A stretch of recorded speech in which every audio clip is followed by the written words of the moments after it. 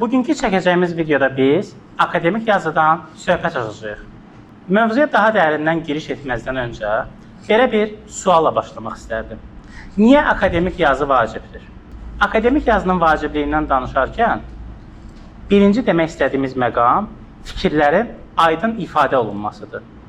Akademik yazı düşüncəmizi strukturlaşdırır.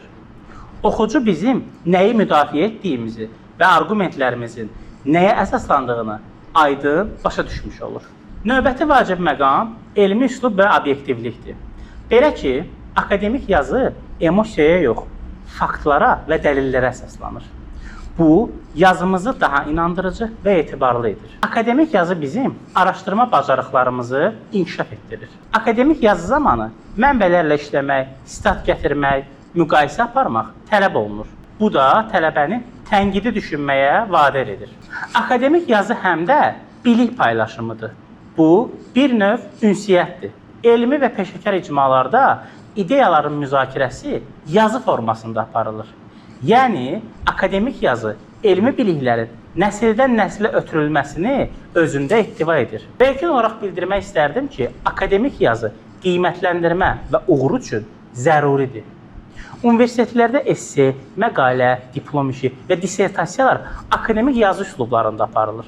Akademik yazı bacarığı olmayan tələbə elmi mühitdə irəliləməkdə çətinlik çəkir. Akademik yazı sadəcə yazmaq deyil, düşünmək, təhlil etmək, ideyalara aydın ifadə etmək bacarığıdır. Ona görə də həm təhsil, həm də peşəkar həyat üçün zəruridir. İndi isə biz tələbələr üçün akademik yazı ilə bağlı vacib olan tövsiyələri təqdim edəcəyik. Akademik yazı yazarkən ilk olaraq biz mövzunu və sualı müəyyənləşdirməliyik. Belə ki, yazımızın başlanğıcında əsas sual və məqsədi dəqiq qoymalıyıq. Mövzumuz çox geniş olmamalıdır. Eyni zamanda da kifayət qədər mövzu ilə bağlı elmi mənbələr olmalıdır. İkinci vacib məqam ədəbiyyat araşdırmasıdır. Mövzu ilə bağlı elmi məqalə, kitab, konfrans materialları oxumaq lazımdır. Müxtəlif mənbələrdən argumentləri, faktları toplayıb yazımızı zənginləşdirməliyik. Növbəti vacib tövsiyə akademik strukturdur. Belə ki, biz akademik yazılarımızı yazarkən müvafiq struktura riayət etməliyik. Adətən akademik struktur deyərkən giriş, əsas hissə və nəticə nəzərdə tutulur. Giriş hissədə biz mövzumuzun təqdimatını edirik, problemimizi və məqsədimizi qeyd etmiş oluruq. Əsas hissədə isə argumentlərimizi məntiqi ardıcıllıqla istifadə edib, hər abzasda bir əsas fikri əhatə etmiş oluruq. Nəticə hissəsində isə tapdığımız faktları ümumiləşdirir, əsas nəticəni vurğulayıb, öz tövsiyəmizi akademik yazımızda ifadə etmiş oluruq. Akademik yazını yazarkən riayət etməli olduğumuz daha bir vacib element mənbələrdən düzgün istifadədir. Bildiyimiz kimi biz akademik yazı yazarkən müxtəlif müəlliflərin, alimlərin, eləcə də yazarların fikirlərini istifadə edirik. Və bu istifadə zamanı biz müvafiq istinadlar sistemindən istifadə edirik. APA, MLA, Chicago və digər universitetlərin tələb etdiyi formatlarda istinad sistemləri mövcuddur. Həmən sistemlərə riayət etmədən bizim başqa müəlliflərin fikirlərini, sözlərini öz yazımızda istifadə etməyimiz bizim akademik cəhətdən savadsızlığımızı göstərir. Akademik yazı yazarkən elmi və dəqiq dildən istifadə etmək lazımdır. Belə ki, akademik yazılarda qısa və aydın cümlələr, terminlərdən düzgün istifadə şərtdir. Və növbəti qeyd etmək istədiyimiz element məntiqi ardıcıllıq və keçidlərdir. Abzaslar arasında keçid sözlərdən istifadə etmək, misal üçün, bundan əlavə, əksinə, beləliklə kimi ifadələrdən istifadə etmək uyğundur.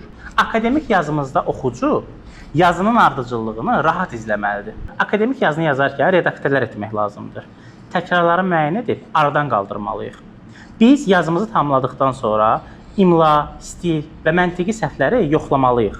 Mətnimizin axıcılığını, fikirlərimizin dəqiqliyini və universitet tərəfindən qoyulmuş digər şərtlərə riayət edib etmədiyimizi dəfələrlə yoxlamalıyıq. Akademik yazını yoxlamaq deyərkən yada düşən vacib bir element orijinallıq və plagiat yoxlamasıdır.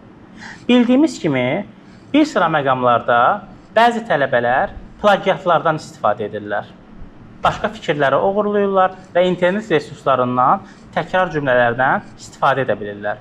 Buna görə də biz plagiat olmasın deyə öz akademik yazımızı mütləq şəkildə yoxlamalıyıq. Akademik yazını yazarkən sonuncu qeyd etmək istədiyimiz vacib tövsiyə vizual dəstəklərdən və əlavələrdən istifadədir. Belə ki, bizim yazımızda müvafiq qrafiklər, cədvəllər, şəkillər və diaqramlar ola bilər. Bunların olması akademik yazımızı daha da cəlbedici göstərir. İndi isə biz iterativ yazıdan danışacağıq. İterativ yazı hərfi tərcümədən də göründüyü kimi təkrarlanan yazıdır. Biz akademik yazımızı yazarkən ilk növbədə draft hazırlamalıyıq. Əvvəlcədən tam, ideal yazını yazmağa çalışmamalıyıq. Biz yazmaq istədiyimiz yazının draft, yəni ilkin versiyasını formalaşdırırıq. Burada məqsədimiz fikirlərimizi kağıza tökməkdir. İkinci mərhələdə isə təkrar oxuma və redaktion görəcəyik.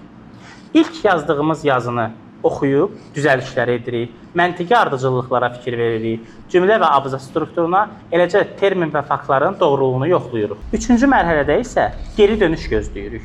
Yəni, biz yazdığımız yazını müəllimimizə, dostumuza və yaxud hər hansı bir həmkarımıza göndəririk. Nəticədə biz onların fikirlərini və bizim yazımız haqqında düşündüklərini əldə etmiş oluruq. Onların təkliflərini nəzərə alaraq yazımızı təkmilləşdiririk. Dördüncü mərhələdə isə yazımızı yenidən yazırıq.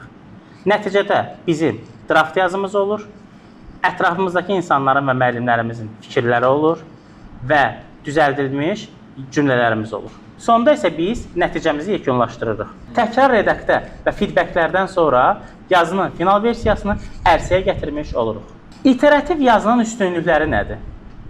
İterativ yazı yazarkən daha aydın və məntiqli yazı yazmış oluruq. Bu bizim fikir və argumentlərimizi yaxşı strukturlaşdırır.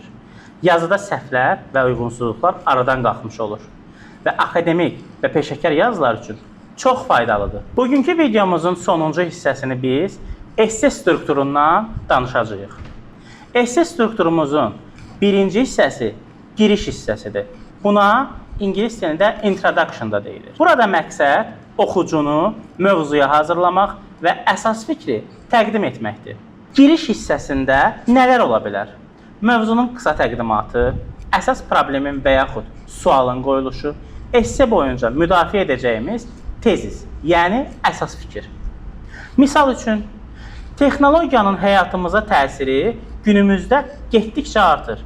Bu esse texnologiyanın müsbət və mənfi tərəflərini araşdıracaq. Əsas hissə. Essemizin ikinci hissəsi body və yaxud development adlanır.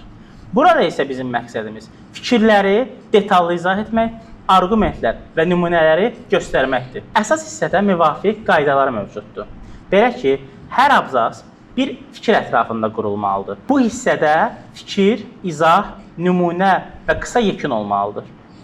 Nümunələr real, məntiqi və əsas fikrə uyğun olmalıdır. Məsələn, birinci abzasımızda biz texnologiyanın təhsilə təsirindən danışa bilərik.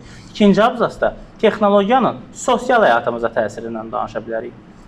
Üçüncü abzasda isə texnologiyanın ümumiyyətlə mənfi təsirlərindən danışa bilərik. Essemizin üçüncü hissəsi nəticə hissəsidir.